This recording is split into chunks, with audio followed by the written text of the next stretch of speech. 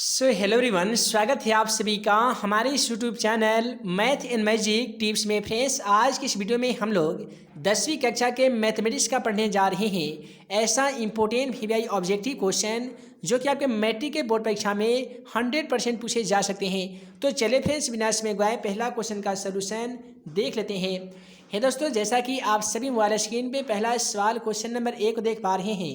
पहला सवाल हमारा कहता है कि एक शंकु की ऊंचाई 12 सेमी, आधार की त्रिज्या 3 सेमी है, तो शंकु का आयतन क्या होगा। आप सभी को मालूम होगा कि शंकु का जो आयतन होता है ना, वो 1/3 पाई आर स्क्वायर एच होता है। तो हम यहाँ पे क्या करेंगे, 1/3 पाई के बदले में पाई लिखेंगे और यहाँ पे आर स्क्वायर एच दिया गया है। तो आर के मतलब तो त्रिज्या होता है, त्रिज्या का मान यहाँ पे 3 दिया गया है, तो हम 3 का स्क्वायर कर देंगे। 3 का स्क्वायर करेंगे तो 3 तिहाई 9 हो जाएगा, गुने एच का मान। तो दोस्तों, एच अर्थात ऊंचाई का जो मान है वो क्वेश्चन के अकॉर्डिंग 12 है, तो 12 लिखेंगे। अब 3 से यदि हम 12 को घटाएंगे तो 3 चौका 12। अब यहाँ पे हो गया 9 गुने 4 गुने पाई हो जाएगा। तो 9 में 4 से गुना करेंगे तो 9 चौका 36 जाएगा, और पाई का तो मान हमने नहीं बिठाया है, तो पाई के बदले में पाई लिख देंगे। इस प्रकार से क्वेश्चन का सही जवाब 36 पाई आ जाएगा। यदि आप ऑप्शन को देखेंगे तो ऑप्शन सी में 36 पाई दिया जा चुका है, तो क्वेश्चन का सही जवाब ऑप्शन सी हो जाएगा। अगला सवाल क्वेश्चन 2 को देखिए, कहता है कि साइन पाई/3 का मान क्या होगा। आप सभी को मालूम होगा कि पाई का जो मान है वो ओनली त्रिकोणमिति में उसका 180 डिग्री मान बैठाया जाता है, यानी साइन पाई के बदले में लिखेंगे 180 डिग्री बटा 3 करेंगे, इसे कटा देंगे 60 मरतबे। अब आप ही बताइए कि साइन में 60 डिग्री का मान दोस्तों कितना होता है। यदि आप फार्मूला को याद किए होंगे तो मालूम होगा कि साइन में 60 डिग्री का मान √3/2 के बराबर होते हैं, जो कि ऑप्शन डी में है, और द क्वेश्चन का सही जवाब ऑप्शन डी हो जाएगा, √3/2। उसके बाद में अगला सवाल उसमें 3 को देखिए, कहता है कि मूल बिंदु से 4, -5 की दूरी कितनी हो जाएगी। आप सभी को हम पिछले वाले पार्ट में बताए थे कि मूल बिंदु से दूरी ज्ञात करना काफ़ी सिंपल होता है। उसके लिए हमें एक फार्मूला की जरूरत पड़ती है। उस फार्मूला को कहते हैं √x2 प्लस x1 का √x² प्लस y², है ना फार्मूला होता है। अब क्या करेंगे, x का मान 4 है तो 4 का स्क्वायर करेंगे तो दोस्तों 4 चौका 16 हो जाएगा, है ना जी। y का मान -5 है तो माइनस का स्क्वायर करेंगे तो प्लस जाएगा, और 5 का स्क्वायर कितना होगा तो 25 हो जाएगा। अब यहाँ पे क्या करना होगा, दोनों संख्याओं को जोड़ देंगे। तो देखिए 6 और 5 11 1 हो जाएगा, और कैरी 1 2 और 1 3 और 1 4 हो जाएगा, यानी √41 जाएगा। और आप सभी को मालूम होगा √41 एक अपरिमेय संख्या होता है जिसका कोई भी वर्गमूल ना होता है, इसलिए क्वेश्चन का सही जवाब √41 होगा। यदि आप ऑप्शन से चलेंगे तो ऑप्शन सी में √41 दिया जा चुका है, तो क्वेश्चन का सही जवाब ऑप्शन सी होगा। अगला सवाल क्वेश्चन 4 को देखिए। दोस्तों, क्वेश्चन 4 क्या कहता है, किसी बाह्य बिंदु से वृत्त पर खींची गई स्पर्शिका की लंबाई समान होती है। आप सभी तो इस प्रमेय को पढ़े ही होंगे। मान लेते हैं कि यहाँ पे एक वृत्त है, बाह्य बिंदु कोई ए ले लेते हैं, यहाँ से वृत्त पर केवल 2 ही स्पर्शिका खींच सकते हैं, और ये दोनों स्पर्शिका की लंबाई आपस में समान होती है, इसलिए क्वेश्चन का सही जवाब ऑप्शन बी हो जाएगा, समान। अगला सवाल यहाँ पे देखिए, आपके पाठ्य पुस्तक से क्वेश्चन लिया गया है कि बिंदु a, b और -a, b के बीच की दूरी ज्ञात कीजिए। आप सभी को मालूम होगा दूरी ज्ञात करने के लिए एक फार्मूला की जरूरत पड़ती है, √x2 - x1 का होल स्क्वायर, तो वहीं पे +y2 - y1 का होल स्क्वायर भी होता है। तो यहाँ पे x2 का मान देखेंगे तो -a दिया गया है, तो आप -a लिखेंगे, और उसके बाद में देखेंगे x1 का मान, तो x1 का मान भी a है, तो आप ये का स्क्वायर कह दीजिएगा, ठीक है। उसके बाद में +y2 का मान, तो दोस्तों y2 का मान -b है, फिर y1 का मान भी -b है, तो -b × -b का स्क्वायर कर दीजिए। देखिए -a और -a मिलकर -2a हो जाएगा, और -2 का a का स्क्वायर कीजिएगा तो 2 दूनी 4, a का स्क्वायर a स्क्वायर हो जाएगा। उसी प्रकार से -b और -b मिलकर -2b हो जाएगा, और 2b का स्क्वायर कीजिएगा तो 2 दूनी 4b² हो जाएगा। यदि आप ध्यानपूर्वक देखें तो दोनों में 4 मिलने के कारण हम यहाँ से 4 को कॉमन कर लेते हैं, है ना जी। तो यहाँ पे बचेगा a² और यहाँ पे बचेगा b², क्योंकि तो हम लोग क्या किए हैं, 4 को कॉमन कर लिए हैं। और आप सभी को मालूम होगा कि 4 का वर्गमूल 2 होता है, तो रूट से बाहर 2 निकल जाएगा, तो रूट में बचेगा a² प्लस b²।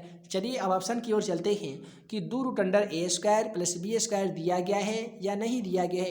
यदि आप ऑप्शन बी को देखेंगे तो 2√a² प्लस b² दिया जा चुका है, अतः क्वेश्चन का बिल्कुल सही जवाब ऑप्शन बी हो जाएगा। आइए अगला सवाल क्वेश्चन 6 को देखते हैं। क्वेश्चन 6 क्या कहता है कि बिंदु 4,3 किस चतुर्थांश में स्थित है। दोस्तों याद रखिएगा, यदि कोई बिंदु दोनों प्लस में दिया गया हो तो प्रथम चतुर्थांश में स्थित होता है, दोनों माइनस में दिया गया हो तो तृतीय में होता है, पहले प्लस बाद में माइनस तो ये आपका चतुर्थ होते हैं, पहले माइनस बाद में प्लस तो ये आपका द्वितीय चतुर्थांश में होते हैं। तो यहाँ पे दिया गया 4,3 दोनों में प्लस होने के कारण क्वेश्चन का सही जवाब फर्स्ट कोऑर्डिनेट अर्थात प्रथम चतुर्थांश हो जाएगा। अगला सवाल देखिए, किसी वृत्त की परिधि 44 सेमी है तो वृत्त का व्यास क्या होगा। काफ़ी इजी सवाल है ना जी। देखिए ऐसे सवाल को कैसे सॉल्व करते हैं, तो यहाँ पे हमें ज्ञात करना है वृत्त का व्यास, और वृत्त का व्यास अर्थात डी बराबर फॉर्मूला क्या होता है, तो 2r होता है। तो व्यास ज्ञात करने के लिए हमें किसकी जरूरत पड़ती है, तो त्रिज्या की पड़ती है ना जी। तो क्या करेंगे, सबसे पहले r ज्ञात करेंगे। r ज्ञात करने का आसान फार्मूला परिधि बटा 2 होते हैं, ठीक है। तो हम क्या करेंगे, परिधि का मान क्वेश्चन के अकॉर्डिंग 44 है तो 44 लिखेंगे, और 2 गुने पाई का मान 22 और बटा वाला 7 जो ऊपर है ऊपर गुना 7 हो जाएगा। अब देखिए 22 दूनी 44 से 2 मरतबे कटेगा और 2 से 2 कट जाएगा तो प्राप्त संख्या 7 हो जाएगा। तो 7 यहाँ पे हमारा r का मान आ गया है। अब हमें d ज्ञात करना है तो क्या करेंगे, 2r है यानी 2 गुने r के बदले में 7 कर देंगे। तो दोस्तों 7 दूनी कितना होता है, तो आप कहेंगे सर 7 दूनी 14 होता है। इस प्रकार से क्वेश्चन नंबर 7 का चलिए ऑप्शन के मुताबिक देख लेते हैं। तो 7 दूनी 14 ऑप्शन सी में देने के कारण क्वेश्चन का सही जवाब ऑप्शन सी हो जाएगा। उसके बाद में इसी प्रकार से अगला सवाल क्वेश्चन नंबर 8 को देख लेते हैं। कहता है कि दो वृत्त के परिधियों का अनुपात 4:3 है तो उनकी त्रिज्याओं का अनुपात क्या हो जाएगा। दोस्तों थोड़ा सा क्वेश्चन को चेंज ही कर दिया गया है। कई बार मैट्रिक के एग्जाम पेपर में इस सवालों जो पूछे जाते हैं तो जो रूट जिसमें वर्गमूल होने वाला होता है उस पर रूट लगा देते हैं, जिसका वर्गमूल ना होने वाला होता है उसका स्क्वायर कर देते हैं। फिलहाल इस क्वेश्चन में 4:3 दिया गया है तो इस क्वेश्चन का सही जवाब 4:3 ही हो जाएगा। उसके बाद में अगला सवाल कहता है द्विघात बहुपद x² - 5 का शून्य क्या हो जाएगा। तो x² को जेब का तेल लिखिए, माइनस जो 5 है बराबर को जाकर ये +5 हो जाएगा। x पर से यदि आप स्क्वायर हटा दीजिएगा तो जो 5 दिख रहे हैं ये प्लस माइनस रूट में आ जाएगा। इससे हमें ये पता चलता है +√5 और -√5। तो +√5 -√5 ऑप्शन सी में देने के कारण क्वेश्चन का बिल्कुल सही जवाब ऑप्शन सी हो जाएगा। अगला सवाल यहाँ पे क्वेश्चन 10 को देखिए कि भाज्य ए और भाजक बी के लिए a बराबर बी की प्लस r में r के लिए कौन सा सत्य होगा।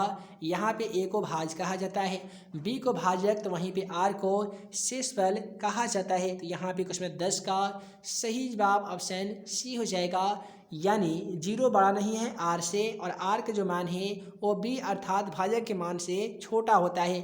तो इस प्रकार से ऑप्शन सी में देने के कारण क्वेश्चन का सही जवाब ऑप्शन सी होगा। अगला सवाल 11 नंबर को देखिए, कहता है निम्नलिखित में से कौन सा अपरिमेय संख्या है। तो 196 का तो वर्गमूल 14 होता है तो 14 भी परिमेय संख्या है, और सी में दिया गया 40/12 ये भी परिमेय संख्या है। यहाँ पे देखिएगा √3 से √3 घटाइएगा तो प्राप्त संख्या 3 होगा, तो ये भी परिमेय संख्या है। लेकिन दोस्तों हमें ज्ञात करना है अपरिमेय संख्या, तो 5 से 5 को एक मरतबे कटा दीजिए तो भी आपका अपरिमेय संख्या ही आएगा। इसलिए क्वेश्चन का सही जवाब ऑप्शन ये होगा 5/5 √2। अगला सवाल 12 को देखिए, द्विघात समीकरण x² + 2x + 4 के शून्य अल्फा कोमा बीटा है तो अल्फा इंटू बीटा का मान क्या होगा, है ना जी। आसान क्वेश्चन, उम्मीद है आप इसका सलूशन तो करते होंगे। तो अगर करते होंगे तो यार क्या लगा है, जल्दी से कमेंट बॉक्स में जाइए, इसका सही जवाब लेके आइए। देखिए अल्फा इंटू बीटा का जो मान होता है ना ये c/a होता है। क्या था दोस्तों, c/a होता है। देखिए c का मान देखेंगे आप क्वेश्चन में तो 4 दिया गया है तो आप यहाँ पे 4 लिखेंगे, a के बदले में तो कुछ भी नहीं दिया गया है तो क्या करेंगे, कुछ भी नहीं देने के कारण हम 1 लिखेंगे। 4 में 1 से भाग लगा कर देख लीजिए, क्वेश्चन का सही जवाब 4 ही होगा। 4 ऑप्शन ए में देने के कारण क्वेश्चन का सही जवाब ऑप्शन ए हो जाएगा। अगला सवाल क्वेश्चन 13 क्या कहता है कि यदि किसी द्विघात बहुपद f(x) में या px में दिया गया है 3x² + 4x + 4 के शून्यक है, अल्फा कोमा बीटा इसका शून्यक है तो अल्फा प्लस बीटा का मान क्या होगा। दोस्तों याद रखिएगा अल्फा प्लस बीटा का फॉर्मूला -b/a होता है। अब यहाँ पे देखिए b का मान, यहाँ पे पहले माइनस लगाएंगे, अब हमें चाहिए b का मान। तो दोस्तों b का मान 4 है तो हम 4 लिखेंगे। उसके बाद में a का मान, तो a का मान यहाँ पे 3 है तो 3 लिखेंगे। इस प्रकार से अल्फा कोमा बीटा अर्थात अल्फा प्लस बीटा का जो मान है वो -4/3 हो जाएगा।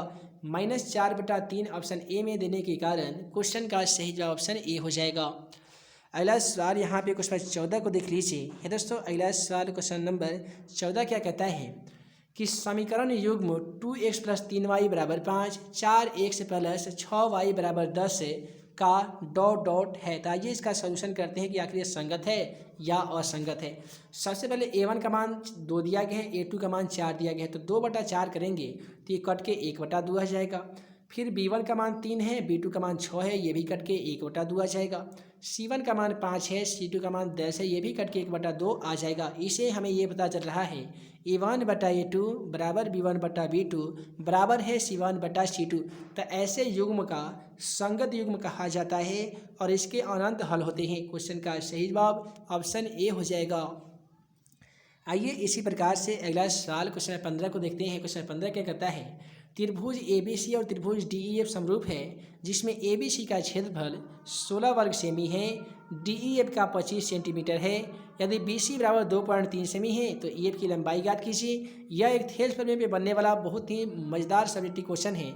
यदि आप इसका सॉल्यूशन पाना चाहते हैं तो जल्दी से कमेंट बॉक्स में जाइए, लिखिए कि हमें इसका सॉल्यूशन पाना है, तो हम इस पर एक प्रॉपर वीडियो ला देंगे। क्योंकि ऐसे क्वेश्चनों का सॉल्यूशन कर पाना मोबाइल के स्क्रीन पर संभव नहीं है।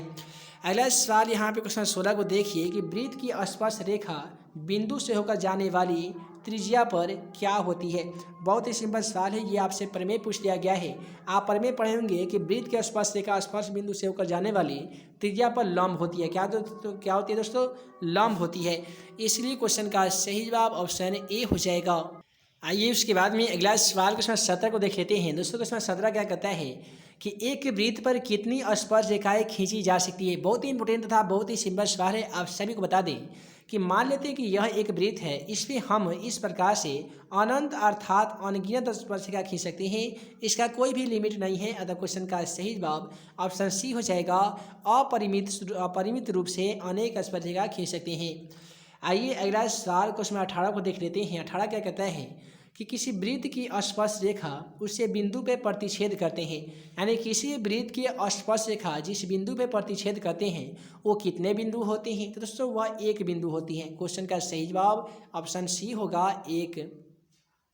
अगला सवाल कहता है एक वृत्त पर समानांतर कितनी स्पर्श रेखाएं खींची जा सकती है। उम्मीद है इसका आंसर तो आप सभी को भी मालूम होगा कि मान लेते हैं कि यह एक वृत्त है, कोई बाह्य बिंदु ए से इस पर यदि हम स्पर्श रेखा खींच सकते हैं तो समानांतर स्पर्श रेखा के मतलब कि दोनों के स्पर्श रेखा की लंबाई बराबर होनी चाहिए। इस प्रकार से हम कितने स्पर्श रेखा खींच सकते हैं, तो 2 ही ना खींच पा रहे हैं। इसलिए क्वेश्चन का सही जवाब ऑप्शन बी होगा, 2।